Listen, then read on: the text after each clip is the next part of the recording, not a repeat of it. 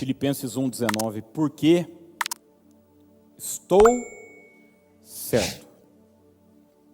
certo de que isto mesmo, pela vossa súplica e pela provisão do Espírito de Jesus Cristo, me redundará em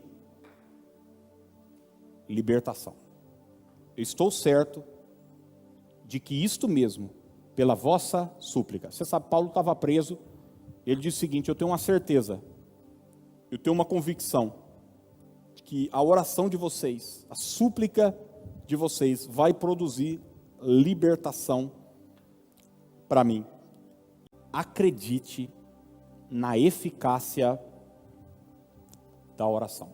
Tem problema você ter outras dúvidas acerca da palavra de Deus, não tem problema você não ter todas as certezas que você gostaria de ter, mas uma coisa você precisa acreditar, que a oração tem poder, que quando você fala com Deus, você não está soltando palavras no ar, você não está conversando sozinho, você não está conversando com uma força, você não está conversando com uma energia, você não está conversando com um pedaço de pau, de pedra, de gesso. Quando você está orando, você está falando com o Todo-Poderoso. Você precisa acreditar nisso, que a oração é eficaz. E eu vejo muita gente desistindo de orar durante a jornada, gente.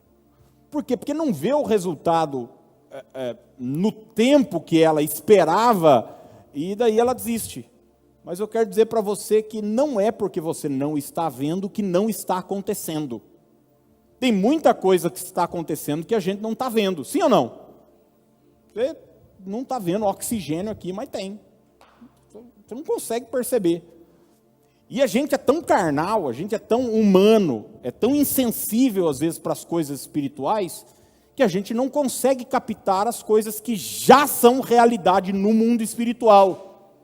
O anjo disse para Daniel o seguinte, nos 21 dias de jejum de Daniel, ele disse: Daniel, desde a primeira vez que você orou, a resposta já foi liberada. Mas teve uma guerra espiritual, teve uma batalha espiritual, e o jejum de Daniel foi importante para isso, ele se fortaleceu espiritualmente. E muitas vezes a gente ora, daí não vem a resposta, a gente já começa, a mesma boca que orou para profetizar a vitória, a bênção, começa a reclamar, E gente, a língua, as palavras são sementes. Então você pode tanto plantar uma boa semente quando você ora, como plantar uma coisa ruim quando você murmura.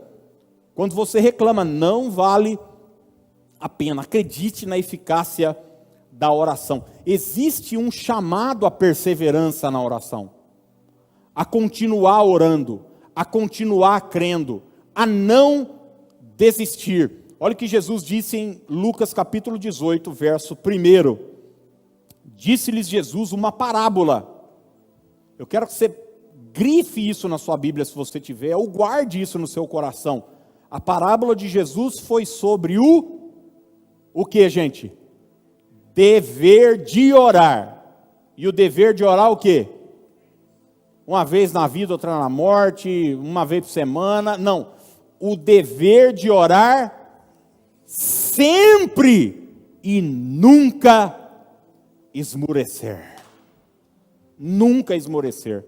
Aí você vai ler o texto, é uma viúva, mas pensa numa mulher que não desiste. Pensa numa mulher chata. Pensa numa mulher que venceu aquele juiz pelo cansaço. É óbvio que Jesus não está falando que Deus é esse juiz que não quer atender, não. A chave é a perseverança dessa mulher. E o texto termina dizendo: e porventura, quando o Filho do Homem se manifestar, ele vai achar fé na terra? Ele vai achar gente que perseverou, que continuou acreditando? Paulo, em 1 Tessalonicenses, versos 17 do capítulo 5, ele diz o seguinte: orai sem cessar. Sem cessar. Não pare de orar. Você pode dizer para o seu vizinho aí, diga: não desista de orar, irmão. não desista de orar, não desista de orar. Um dia eu fui assistir um jogo num campo de futebol, tinha uma torcida, cara, eu falei, esse povo não cansa, não? Porque eu fui lá, de vez em quando a torcida gritava, eu dava meia dúzia de gritos lá, ei, vamos lá, acabou. Mas tinha uma torcida organizada, cara.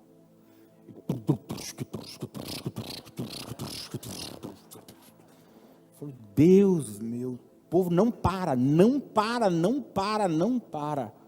Paulo diz o seguinte, nossa vida de oração tem que ser assim, cara. Pode parar, não baixa a guarda, não desiste. Efésios 1,16, Paulo diz, Paulo não é um cara só que traz uma doutrina, ele está falando de algo que ele vive, a experiência dele. Ele diz, não cesso de dar graças por vós, fazendo menção de vós nas minhas orações. Ele diz, gente, eu estou orando para vocês o tempo todo, eu estou clamando, eu estou suplicando por vocês. Filipenses 1, 3 e 4, dou graças ao meu Deus por tudo que recordo de vós, fazendo sempre com alegria súplicas por todos vós, em todas as minhas orações. E mais um texto, Colossenses 1, 3, damos sempre graças a Deus, Pai de nosso Senhor Jesus Cristo, quando oramos por vós. Você sabe que Paulo foi certamente a pessoa que mais contribuiu para a história da igreja cristã, obviamente depois de Jesus. O apóstolo Paulo foi era um cara diferenciado. Até hoje a gente é abençoado. Ele escreveu metade do Novo Testamento, gente. Ele revolucionou, ele levou o evangelho para os gentios.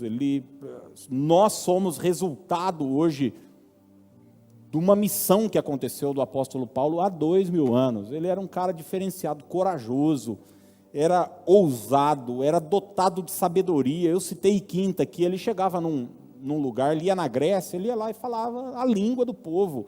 Ele ia para um outro lugar, ele conhecia o contexto, a cultura, ele debatia de igual para igual com o centro da filosofia mundial, da cultura mundial, que era grega. Paulo era diferenciado, mas em meio a tudo isso, Paulo era um homem de oração. Um cara de oração. Sabe, eu penso, de onde que vinha essa coragem de Paulo? De onde que vinha esse fervor, essa paixão de Paulo? Sabe de onde, gente? Vinha do joelho dobrado. Vinha do joelho dobrado. Em Deus que a gente encontra força para caminhar. Em Deus que a gente encontra força para se manter apaixonado. Quantas pessoas vão se apagando espiritualmente? O fervor vai apagando, e você vai ver que por trás dessa espiritualidade minguada, tem uma pessoa que está sendo relapsa na sua vida devocional. Não ora mais, não busca mais, não jejua, não passa tempo com Deus. Passa tempo com Deus. Eu tenho uma relação extraordinária, um casamento maravilhoso. Mas deixa eu dizer algo para você. Eu converso com a minha esposa praticamente o dia inteiro. Eu olho para ela, ela sabe o que eu quero. Ela olha para mim, eu percebo. Ela me conhece no olhar. Mas isso é construído por causa do quê, gente? Diálogo. Conversa.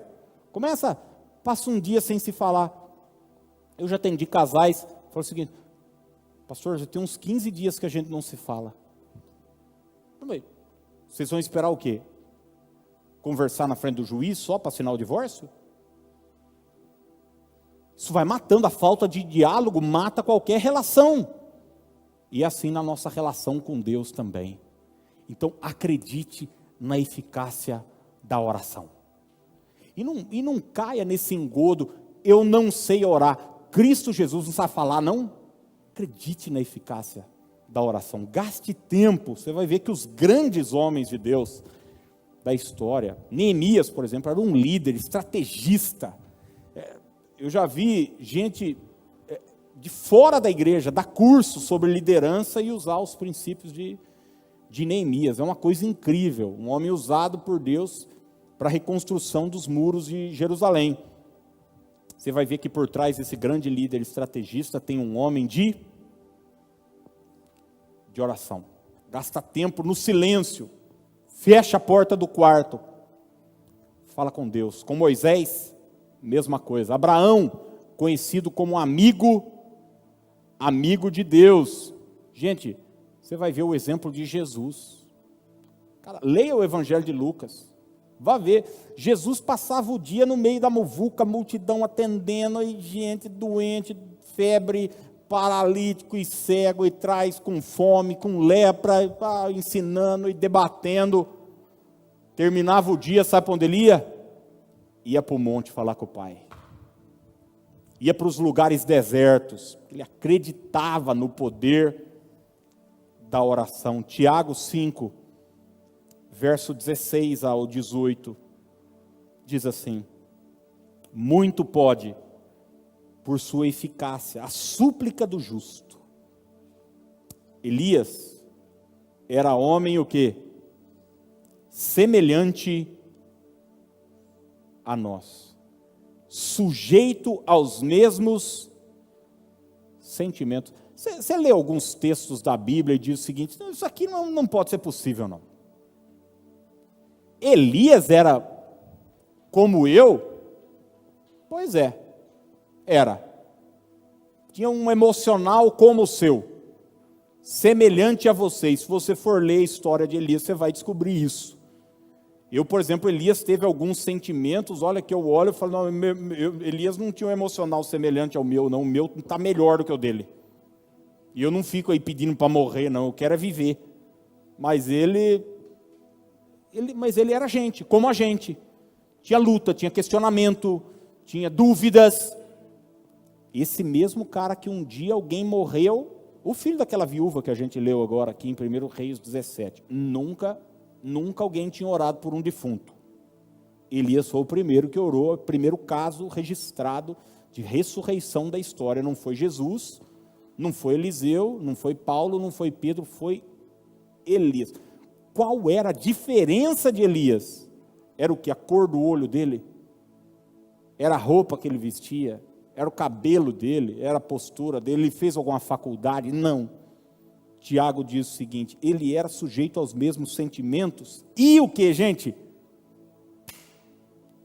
Orou com instância para que chovesse sobre a terra.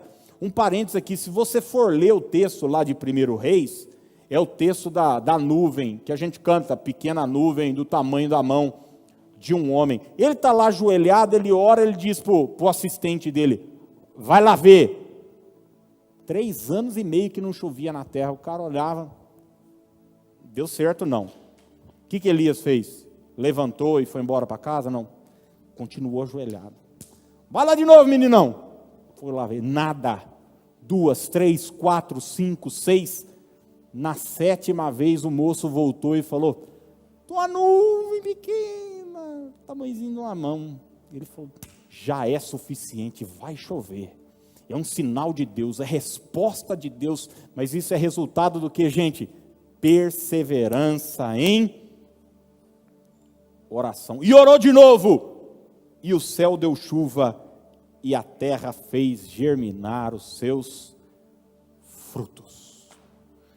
Eu quero que em nome de Jesus, depois de todo esse tempo que eu gastei aqui, meu desejo é acender uma fagulha na sua vida de oração. Será que você pode melhorar a sua vida de oração ou não? Falando para você sair daqui e falar, não, a partir de hoje e tal, é 4 da manhã, eu vou botar para despertar e vou ficar até às 8, daí eu tomo um banho, um café. Se você não está orando 2 minutos por dia. Cara, vamos normal, igual gente, normal. Normal, porque esses extremos não rola, não dá, ninguém aguenta um tempo, depois não aguenta mais. Mas quem aqui pode melhorar a sua vida de oração? Pode melhorar. Ore, acredite na eficácia da oração. Filipenses 3,16 traz um verso que eu acho maravilhoso. Paulo diz assim, todavia, andemos de acordo com o que já alcançamos. Andemos de acordo com o que já alcançamos. Então, talvez algumas coisas na sua vida ainda não foram esclarecidas. Quero dizer para você, seja bem-vindo a esse clube. É o mesmo Paulo que está falando que algumas coisas na vida dele também não estão do jeito que ele gostaria ou esperava que estivesse. Leia Filipenses 3 depois todo, você vai entender o que eu estou falando. Mas Paulo nos convida a caminhar, a andar, a viver com aquilo que nós já alcançamos. Talvez Deus não esclareceu algumas coisas para você ainda, por que você está passando por isso, por que você está passando por aquilo. Mas enquanto você não tem essa clareza, caminhe com o que você já alcançou. Uma das coisas que você já alcançou é o seguinte, que você pode orar e que vai ser eficaz a sua oração. Uma outra coisa, que o sofrimento de agora nem se compara com a glória que vai vir. Então abrace essas verdades da palavra e viva pela fé.